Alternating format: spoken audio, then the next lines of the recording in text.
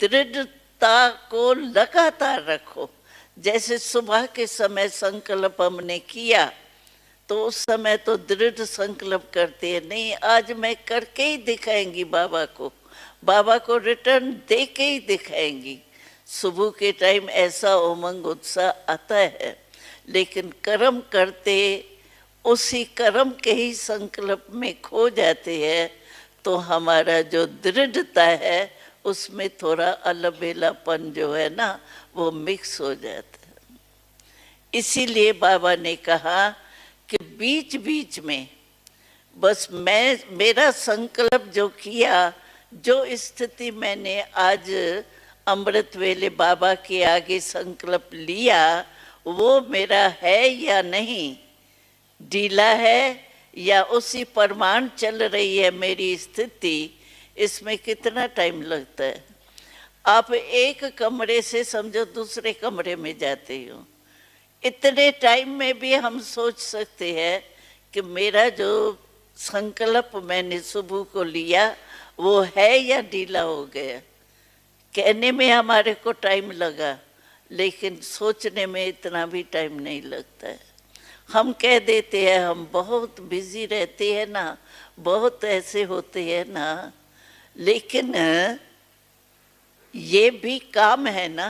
कहते हैं ना कि काम बहुत होता है ना, आज इतना काम था, मेरा सारी बुद्धि उसी में ही लगी हुई थी, तो ये काम नहीं है। जैसे उस काम के लिए हमको ये रहता है कि काम था ना, वो पूरा करना था ना, ज़रूरी था ना, तो क्या ये भी काम है ना। बाबा ने अमृत वेले जो हमको मैंने संकल्प किया बाबा के पास पहुंचा, ये भी तो काम है ना। तो अलबेलापन आ जाता है, हो जाएगा। कई ऐसे कहते हैं भले मेरे बीच बीच में थोड़ा ढीलापन आता है, लेकिन समय पर पहुंच जाऊंगी, मेरे को निश्चय है मैं हो ही जाऊंगी, लेकिन संस्कार अलबेलेपन का रहा हुआ होगा बीच बीच में, तो अंत में भी वो धोखा दे सकते हैं। क्योंकि अलबेलेपन के संस्कार हमारे बार बार हुए, बहुत समय हो गया ना, जितना भी समय 6 मास हुआ, 10 मास हुआ, 2 साल हुआ, 4 साल हुआ, अलबेलापन के बीच बीच में संस्कार इमर्ज होते हैं, नेचर हो गई है, तो वो अंत में भी तो धोखा दे सकती है ना। जैसे अभी देखो 63 जन्म के संस्कार हमारे बॉडी कॉन्शियस के हैं, तो योग के टाइम भी कभी कभी सोल कॉन्शियस के बजाय साधारण स्थिति में बैठ जाते हैं, या योग के टाइम भी कोई ना कोई ऐसी बात जो याद नहीं करनी चाहिए वो भी आ जाती है। तो क्यों आती है? चाहते तो नहीं है ना। हम चाहते हैं कि पौना घंटा हम बैठते हैं योग अमृत वेले, इसमें कोई हमारा टाइम मिस हो जाए, योग के बजाय युद्ध चले मेरी, क्योंकि व्यर्थ संकल्प चलेगा या व्यर्थ सेवा का कोई बात याद आ गई, कोई कर्म करते हुए संबंध में आते हुए की बात याद आ गई, तो हम चाहते तो नहीं है ना।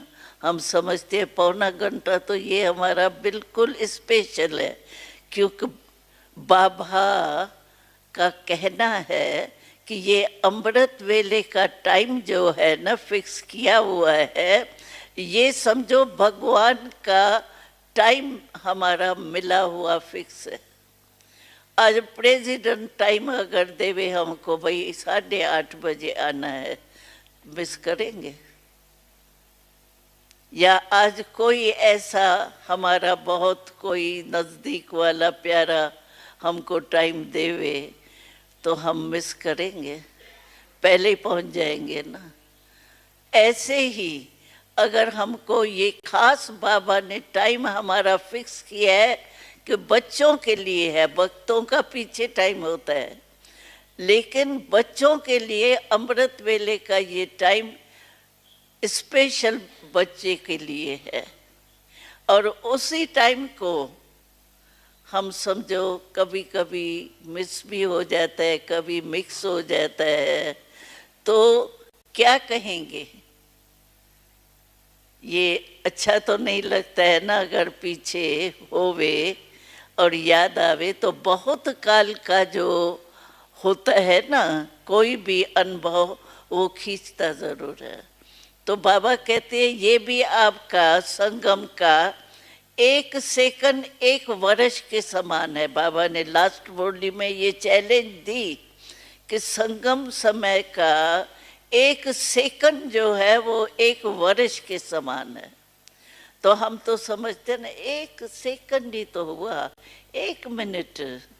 कई ऐसे भाई बहनें होते हैं ना, एक दो में बातचीत करते, जरूरी भी नहीं होती है, ऐसे साधारण होती है, कहेंगे भाई अभी तुम्हारा टाइम तो ये नहीं था, फिर बात करते कहेंगे नहीं नहीं, खड़े खड़े ऐसे 2 मिनट इससे बात की, कोई ज्यादा थोड़ी की, लेकिन 2 मिनट नहीं की, संगम के 2 वर्ष आपने गमाया।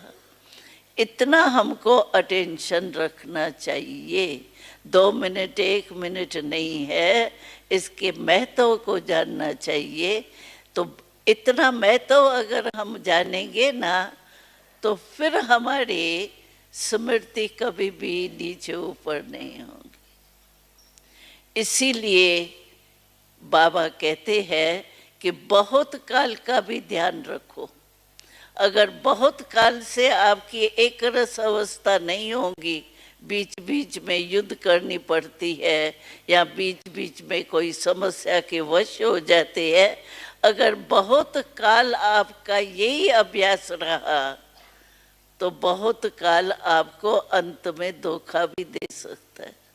ये बाबा ने हमको पहले ही सुना दिया है कि बहुत काल का प्रभाव प्रैक्टिकल में अभी देख रहे हैं ना, नहीं चाहते भी क्यों हो जाता है। कई भाई कहते हैं मैंने आज बहुत सोचा, भाई या बहनें आज बहुत सोचा, आज मैं कोई भी ऐसा संकल्प नहीं करूंगी, लेकिन हो जाता है क्योंकि बहुत काल का अभ्यास है। इसीलिए हम लोगों को बहुत अटेंशन रखना चाहिए, क्योंकि बाबा ने आज कर्मों की गति के ऊपर भी किए। कर्मों की गति जैसे आत्मा परमात्मा ड्रामा, 3 बातें हम जरूर याद रखते हैं। इसके साथ चौथी बात आज बाबा ने कहा कि कर्मों के गति का भी अटेंशन रखो, क्योंकि ऐसे कर्म हो जाते हैं सारे दिन में, कर्म के बिना तो हम रहते ही नहीं। आंख हिलना ये भी कर्म है, इसके बिना रहेंगे? कर्म के बिना तो रह नहीं सकते। अगर कर्म इंद्रियों का साथ है तो कर्म के बिना नहीं रह सकते। इसीलिए बाबा कहते हैं कि अपना अटेंशन रखो कि सारे दिन में हमारा कोई समस्या आई। एक बारी बाबा ने मुरली में इतना कर्मों की गति का सुनाया था, कोई आके आपने गलती नहीं की है, आपने परचिंतन नहीं किया है, आपने कोई वेस्ट संकल्प किसके प्रति भी नहीं किया है, लेकिन कोई आके आपको सुनाता है। एक बारी तो मम्मा की याद हमको आती है, कोई बहन थी तो मम्मा को जाके कहा, मम्मा मैं किसी से भी बात नहीं करती हूँ फालतू, लेकिन मेरे को पता नहीं सभी आके अपने अपने दिल की कमजोरी की बातें सुनाते, पता नहीं मेरे में क्या है, मेरे आगे ही आके सुनाते हैं। अभी मैं कान थोड़ी बंद कर दूंगी, सुनूंगी तो सही ना उसका। तो मम्मा ने कहा उसको, बहुत सख्त शब्द बोला बाबा मम्मा ने कहा कि वो किचरा इकट्ठा करके अगर किचरा डाला जाता है तो किस में डाला जाता है? किचरे के डब्बे में डाला जाता है। तो तुम समझो ना कि मैं किचरे का डब्बा थोड़ी हूँ जो ये किचरे की बातें सुनो।